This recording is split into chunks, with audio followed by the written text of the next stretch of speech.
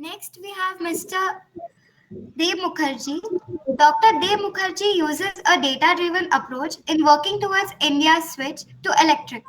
A firm advocate of Make in India, his guidance has been instrumental in the birth of Rage Plus and Rage Plus Frost, Omega Psyches, indigenously developed electric three-vehicle cargo vehicles running on clean energy.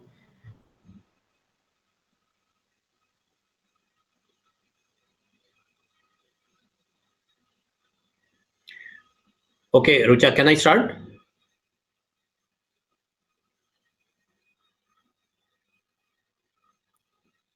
Yeah, Chelsea, can I start?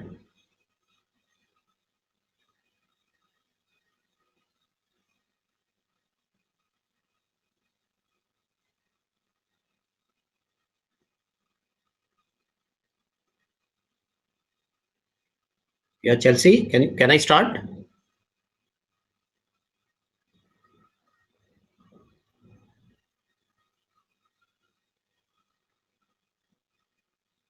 Yes, sir, you can start.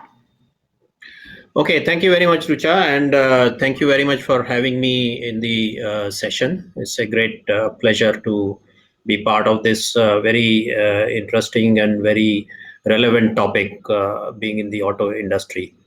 So, as previous speaker, Mr. Sanjay Mehta, outlined the policy and what are the challenges that lie ahead.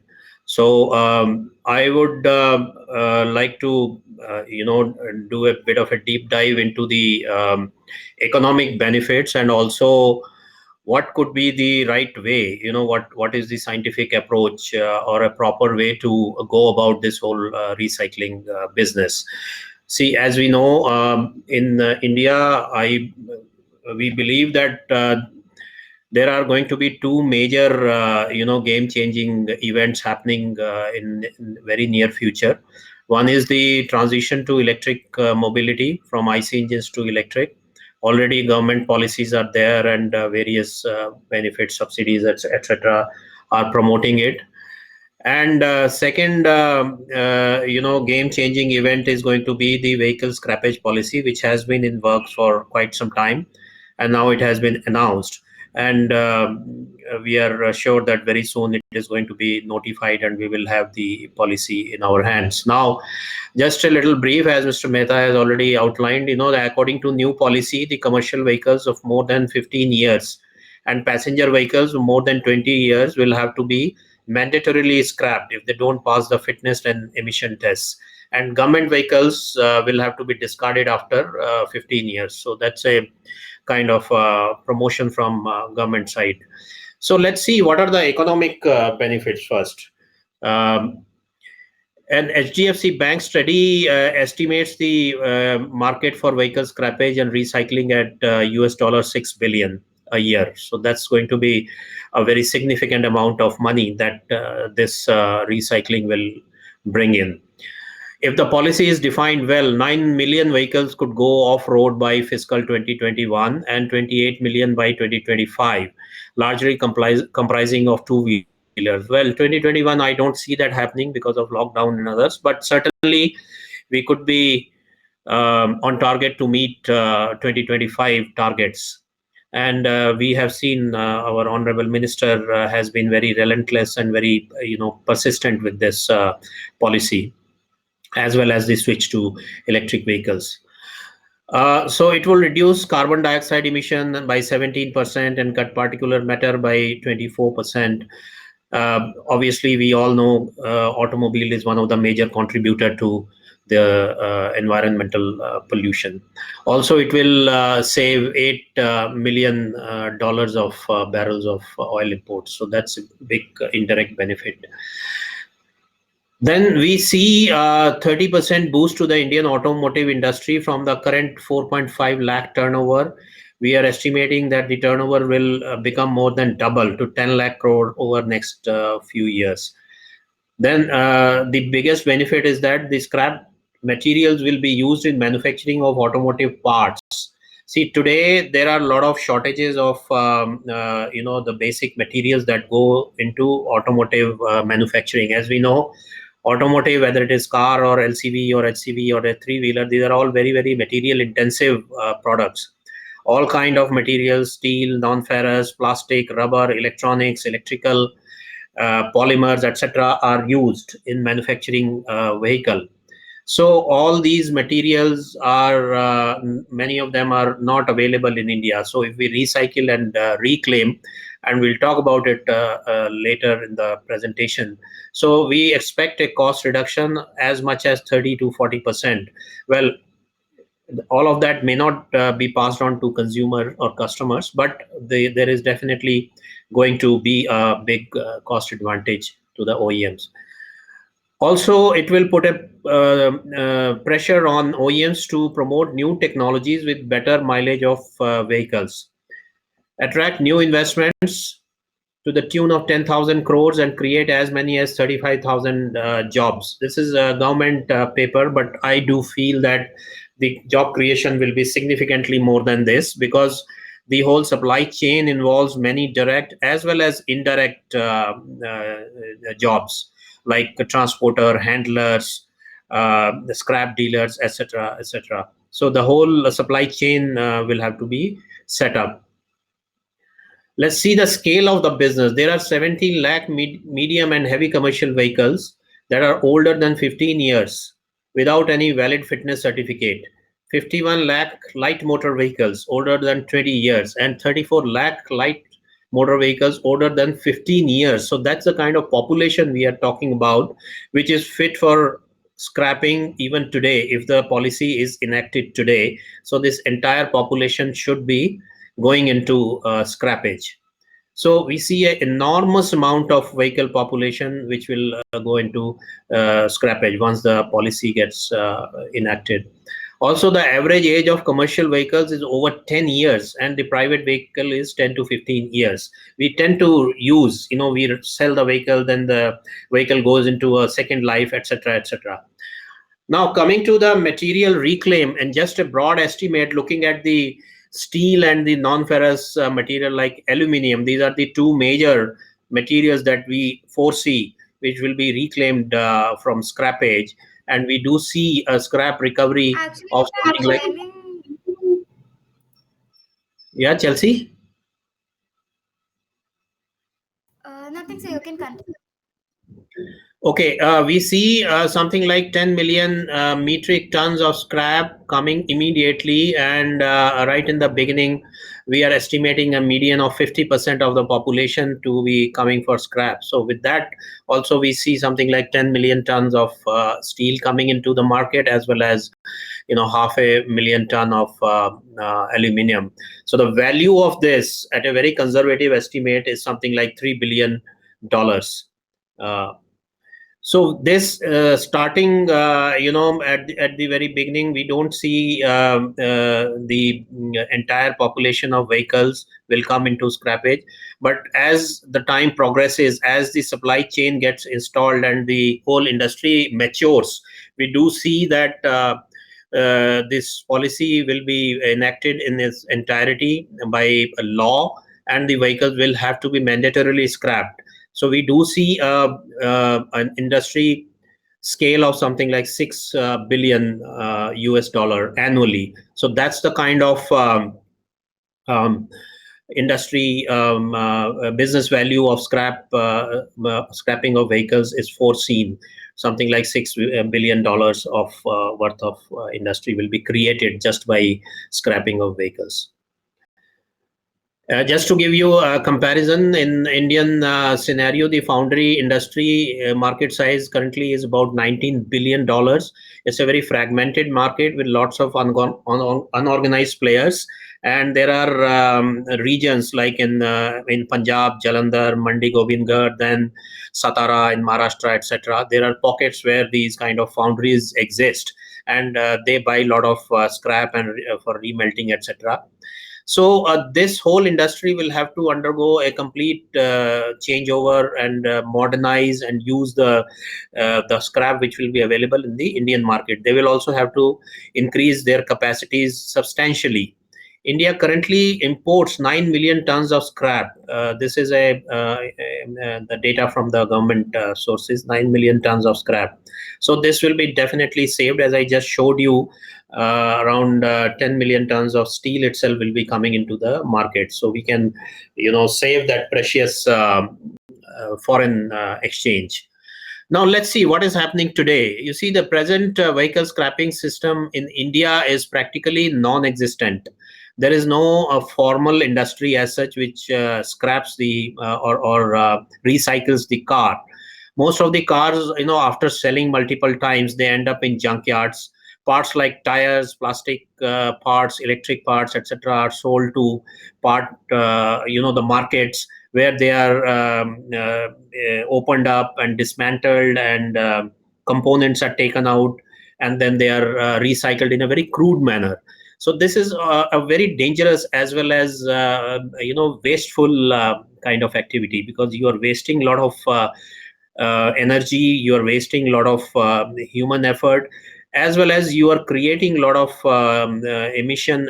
pollution problem, because vehicles have a lot of heavy metals like lead and palladium, vanadium, etc. So those, if not handled well, are very, very hazardous to human health. This is just an example. You see the one of the scrap yard in Delhi, the non-metallic fraction that remains after the metals are discarded, and it constitutes roughly about 25% of the weight of the vehicle. These are the plastic, rubber, and other non-metallic parts. So they are just disposed of in garbage dumps. See, the scrap management in India, as it is a huge problem. And we know that cities like Delhi and Mumbai, etc., we are facing huge shortage of garbage dumps and recycling and incinerators to reprocess this material. So this is a very, very risky and very hazardous scenario. Let's see now what is happening in global markets. How do they do, and what could be the benchmark for us in India? Globally, auto part recyclers, dismantlers, remanufacturers, and material recyclers, shredders, is a very organized industry, and it is backed by regulators. The regulations are in place where the OEMs are, made responsible for reclaiming a particular value of material once they produce the car. It becomes their responsibility. So the complete supply chain for recycling is in place. And today, over 75% of automotive material, primarily the metals, are profitably recycled via parts reuse and parts and components remanufacturing. So this is very important, remanufacturing, and ultimately by scrap processing, that is shredding industry, and then the whole material goes for remelting, typically aluminium, zinc, and steel. Remanufacturing is a very interesting business, particularly in the US. And rebuilding of certain components of dismantled vehicles are done by dismantlers or by repair shops. There are very organized factories and businesses, they deal in that. Many automotive components are remanufactured. For example, the data shows that almost 90% of replacement starters and alternators are remanufactured. So this is very important. You see, starters, electrical parts like starters, motors, alternators, they use a lot of non-ferrous materials like copper, nickel, etc. They get reused. Other automotive parts that are typically remanufactured include engines, transmission, brake system, and water pumps. Since the life of these parts is quite longer than the car, so they get taken out and they are reused. So let's talk about the scientific approach to the vehicle scrapping as the topic of my talk today. We need to install a reclaiming industry instead of a scrapping industry. See, we need to have this whole reclaiming of all the precious materials that go into manufacturing a vehicle, and we need to be able to profitably reclaim it. That is the whole approach that we would like to have in India. Need to manage this industry value chain by using technology. See, the technology is going to play a major part here, right from the vehicle tracking system. Now government has instituted the digital number plates, the high security number plates, which are easy to track, and next few years the RTOs database, etc., can track the vehicle. So we will know, where my vehicle has gone after I resold, and where does it end up. So the vehicle can be easily tracked. Technologies like data analytics, blockchain need to manage the scrapping industry. See, this is the complete the value chain or the life of the vehicle can be tracked from, as we say, cradle to grave, using the technologies. So what I'm talking about here is the efficiency mapping of the value chain. The basic activities which are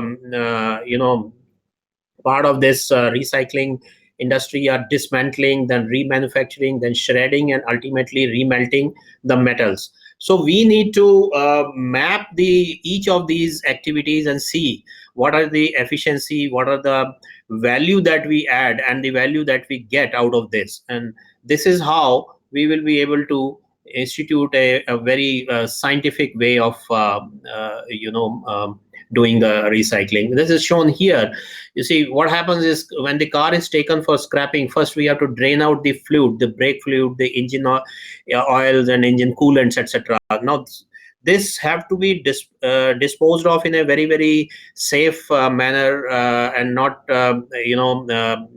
discharged just in a drain or ground or something. So there has to be a zero discharge in the entire process of the recycling. Then the parts are dismantled, like seats are taken out, the powertrain is taken out, all the parts, fitted parts are taken out, and the body goes for pressing, which is using big presses, hammers, etc. And the metals get shredded, and they form the metal blocks, which are then sold to the melting foundries, etc. And now these are very prime grade material. Like auto industry uses very prime grades of cold rolled steel, hot rolled steel, alloy steels, high tensile steel, galvanized steel, etc. And these are of very high value, unlike some of the products which are not so high grade. So the value extraction out of these materials to the scrap dealers is quite high, and it has to be done carefully. And the other parts like rubber, tires, plastic, etc., are sent separately for recycling. So this is the complete value chain that I am showing here. And this chart shows just a broad view of what goes on in manufacturing the car and what goes on in dismantling the car. So ideally we should be net neutral, in terms of our energy used in building the car, and we should see it as a reverse of assembly. But that's the ideal case. It doesn't happen that way, but we should aim for the technology in a way that we reclaim maximum of it by putting in minimum energy, so that in terms of energy usage we have to be least wasteful. Now Sorry to coming to interrupt the you, sir. You have 5 minutes left for the presentation, so I would like you to. Yes, I'm speeding up. Electric vehicle is the new phenomena that is going to happen very soon, and that will be a new challenge when those vehicles get to the end of their life, because the battery, particularly the lithium-ion battery, has a lot of challenges of reclaiming, etc. So I know I'm just coming to the end of my presentation. A very efficient supply chain needs to be set up for vehicle scrapping.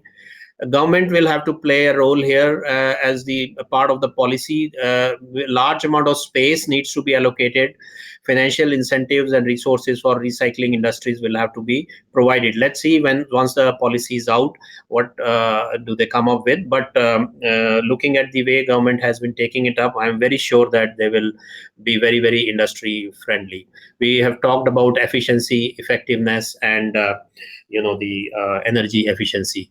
So it's a very big impact to the whole of the society. It generates high skilled jobs. It's not just picking up scraps and bits of scrap here and there in a very unorganized and dangerous way. This vehicle recycling is a very scientific way, and using high technology, it generates high skilled jobs to manage this business. It has a multiplier effect with thousands of direct and indirect employments, and a positive impact on environment, safety, and clean living for a very large population. So therefore, the economic spillovers are huge. It is not just the $6 billion or whatever we are saying, which is directly coming into the business, but there are much more indirect benefits, as we call the economic spillover. So for an activity to be sustainable, it must be economically attractive and environmentally friendly. It must provide a beneficial service to the society in a safe and responsible manner. A sustainable operation is a target we need to strive to attain as the world faces material shortages, increased costs, and more stringent environmental regulations. So this is what, something that we have learned from the current pandemic, that we need to conserve resources and we need to be sensitive to the environment.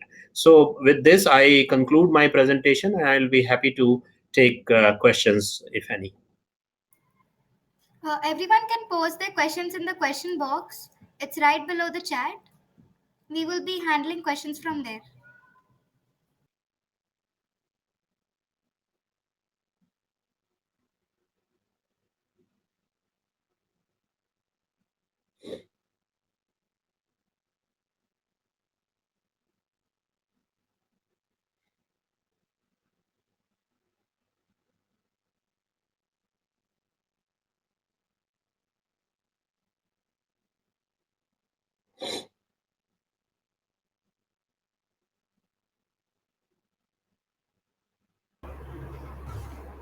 Question box. So we have a question from We have Mr. first question from Balaji DC. Does the manufacturers define the EOL? Yeah, the end of Does the manufacturers define the EOL for 2, 3, 4? Yeah, the policy defines the end of life, that it has to be 15 years, and more than 15 years, the passenger vehicles will have to go for fitness refitness certificate. So if the fitness is not given by the authority, then they will have to go mandatorily for the scrappage of the vehicle. So same way for two and three-wheeler, manufacturer typically give a warranty. There is no life defined as such, that after this life you have to scrap it. It is not that way in India right now. But the scrappage policy defines it. And once the notifications come, we will know more in detail.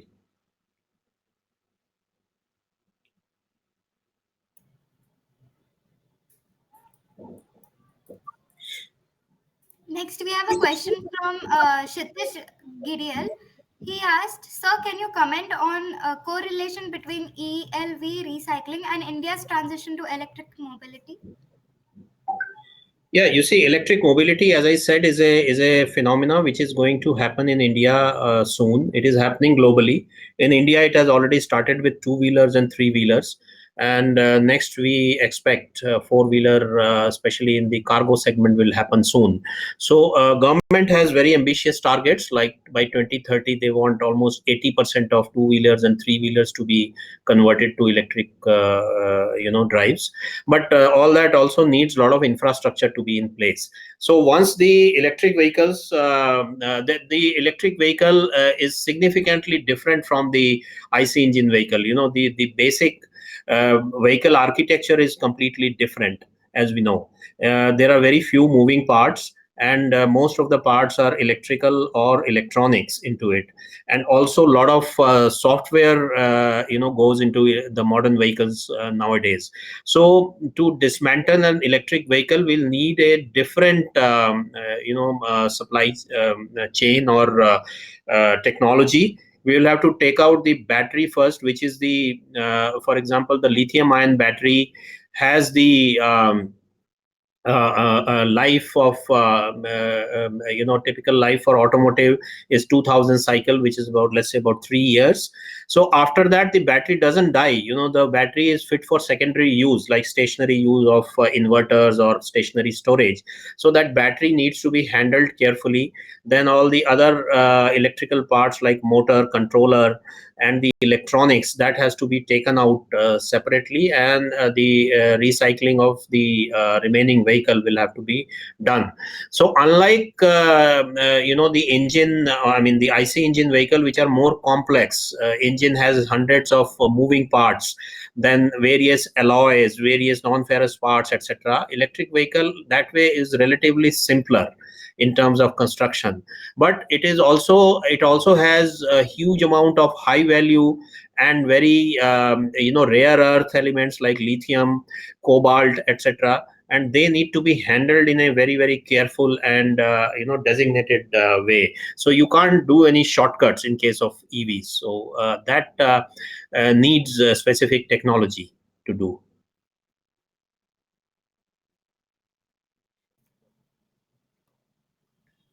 Next, we have a question from Nishant Pawar. I have two questions. First, when Yeah. you say vehicle scrappage will save 8 million tons of oil in a year, can you please elaborate? Secondly, can you elaborate the use of blockchain in vehicle industry? You see, the whole first I will take the question on the blockchain and the data analysis. See, the whole vehicle scrapping means we need to track the vehicle right from the day it is manufactured. Then it passes through many hands. Typically in India, typically 3 to 4 times the vehicle gets sold. And before, if you're talking about a life of 15 to 20 years, and then it will end up in the recycling yard. So the whole vehicle needs to be tracked properly, and then out of that vehicle, what all materials are reclaimed, where are those materials going, and what is the end use of that. See, the aim is not to just shred a vehicle. Aim is to reclaim as much as possible, right, in a very economical way. So these are the technologies which track the vehicle. The data can be analyzed, and you have millions of cars. How will you do it if you do not have a big data analytic IT platform with you? So that would be done by the OEM, also the regulatory agencies like RTOs, and the recycling company is going to be part of it. So you can check that out of your car, what material was reclaimed, how much of it got reused, and where did it go. So the whole end of life use can be tracked by data analytics. Now, and what was the first question? The oil. Yeah, you see, India's import on oil is well known. We spend almost 80% of our foreign exchange on imports. This is our biggest import. So once we have these recycling in place, we will have more efficient vehicles. And as the vehicle gets old, the consumption of oil, petrol, I mean, whatever the fuel is, it goes high because the engine is wearing off, the parts are wearing out. And we have, once those are replaced by newer vehicles, obviously the efficiency of the vehicles will be higher. So that is how it is estimated that the more efficient vehicles will replace these old gas guzzlers, etc. Now, for example, we have the BS6 engine, which is much more efficient than the earlier version. So we will have more efficient engines replacing these old 20-year, 30-year. In India, as there are many old vehicles, even 40, 50-year-old vehicles also get reconditioned and they are used, but they are very uneconomical to run, and also their consumption of fuel is high. As we are lacking of time, we will take the questions later on. I have posted Mr. Dev's email ID, so you can directly contact him and post the questions there. We were so pleased to have you on our stage. Thank you for being a part of us. My pleasure, Rucha. Thank you very much for having me. We will be ending with this session. The next session will begin shortly.